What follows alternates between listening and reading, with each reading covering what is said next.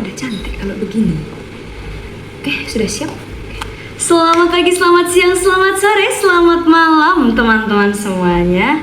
Oke, jadi perkenalkan, nama saya Maritza Sadira dari kelas 10 E8 SMA Negeri 1 Pati. Wah, baju saya udah rapi banget begini tuh, pakai jari, pakai kebaya. Kira-kira mau ngapain nih saya berdiri di sini? Mau MC? Bukan. Sebenarnya saya cuma mau ngelawak sih, cuman nggak apa-apa, biar rapi aja. Biar kesannya tuh kayak calon-calon pejabat gitu. Gimana? Sudah cocok belum jadi pejabat? Belum cocok nggak apa-apa, karena emang masih sekolah. Berhubung saya masih sekolah, saya pengen bahas tentang anak sekolah nih. Teman-teman sadar nggak sih? Sebenarnya yang diperjuangin sama anak sekolah tuh banyak banget. Tiap hari ada aja gitu tantangan yang harus dihadapi sama anak sekolah. Misalnya kayak saya aja nih.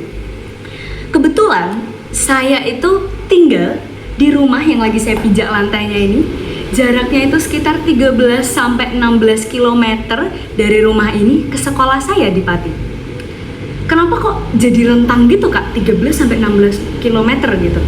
Soalnya kebetulan kalau berangkat dari rumah sampai sekolah nih kayak ada beberapa jalur gitu yang bisa dilewati. Ada jalan A, jalan B, jalan C. Ada jalur langit juga. Nah, sebenarnya jalur langit tuh paling cepet sampai. Cuman takutnya kalau lewat jalur langit nanti saya sampainya nggak ke sekolah gitu. Sampainya nanti ketemu Tuhan Yang Maha Esa malah. Nah, jadi karena cari aman, saya milih buat pakai jalur darat aja yang normal-normal aja gitu. Cuman masalahnya nih, kalau kita lewat jalur darat itu dari rentang kilometer 13 sampai 16 ini tadi, saya tiap hari itu harus makan waktu sekitar 45 menit, bahkan bisa sampai 1 jam cuman buat perjalanan dari rumah sampai sekolah. Dan seperti yang sama-sama kita tahu, sekolah di Indonesia tuh ada aturan umumnya. Siswa-siswi SMA-nya, gak cuman SMA, bahkan dari SD sampai SMA, itu udah harus sampai di sekolah sebelum jam 7 kurang 15.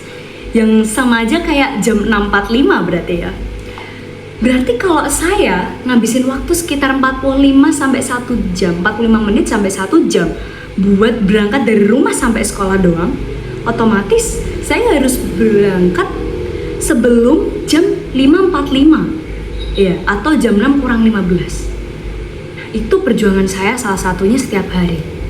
Tapi sebenarnya apa sih yang saya perjuangin?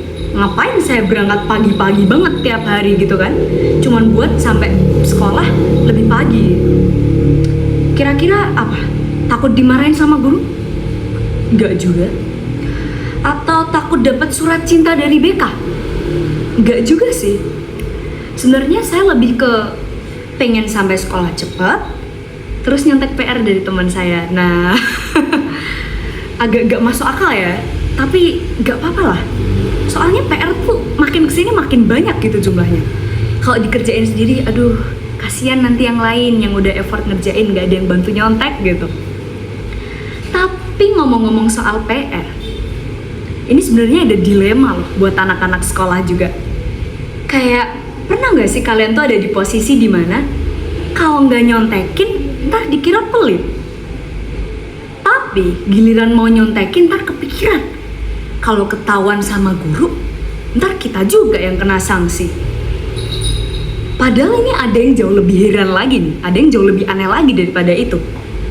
Udah dicontekin si temen ini tadi, nilainya lebih bagus dari kita. Kan jadi kepikiran ya, ini sebenarnya dia bener-bener gak bisa atau cuman ngetes aku aja nih? Sebenarnya ini orang kemampuannya seberapa sih gitu? Terus ternyata nilai kita jelek, dipikir-pikir agak malu gitu ya. Tapi sebenarnya anak SMA tuh hidupnya asik loh. Masalah anak SMA tuh cuma ada 2. Kalau nggak bahas akademik, ya bahas relationship. Nah, ngomong-ngomong soal relationship ya, saya sebenarnya punya pengalaman lucu nih. Jadi ada kakak kelas kasih surat ke saya, anonim nih orangnya. Tapi isinya tuh aneh, bentar, saya ambil. Ini suratnya nih. Kita buka, kita baca bareng-bareng ya. Aneh tau. Tulisannya. Oke. Teruntuk Maritza Sadira. Hai, bisa tebak gak aku siapa? Hehehe. Sebut aja aku Kak Bangkai. Kenapa? Sebenarnya aku terinspirasi Rafflesia arnoldi. Setidaknya, meski baunya busuk, tapi indah dan cantik dipandang. Kayak aku. Maritza, kamu itu kayak oksigen. Tanpa kamu, aku gak bisa nafas. Maritza, kamu mau tahu gak? Cintaku padamu itu kayak gravitasi. Saking kuatnya, bumi gak bisa muter kalau kamu gak ada di medanku. Apalagi nih? Maritza, aku ingin menjadi DNA helikase supaya bisa membuka tiap lembar hatimu. Maaf kalau alay, katanya cinta D bikin bodoh. Ini agak beda nih kakak kelas yang satu ini. Kebetulan dia emang dari jurusan IPA teman-teman. Cuman nggak kebayang ya, nggak expect ya ada orang kirim surat kayak gini.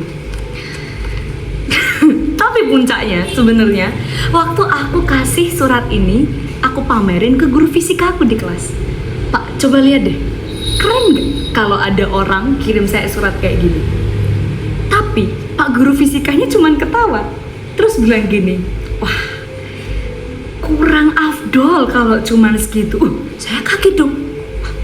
Berarti harusnya gimana Pak? Saya bilang gitu. Terus si bapak malah bilang gini, kalau saya yang gombal, saya bakal bilang gini. Kamu itu seperti gelombang seismik. Cintamu membuat hati saya terguncang seperti gempa. Waktu itu saya langsung terdiam. Saya liatin bapaknya sambil, oh keren banget Pak, sangat menginspirasi.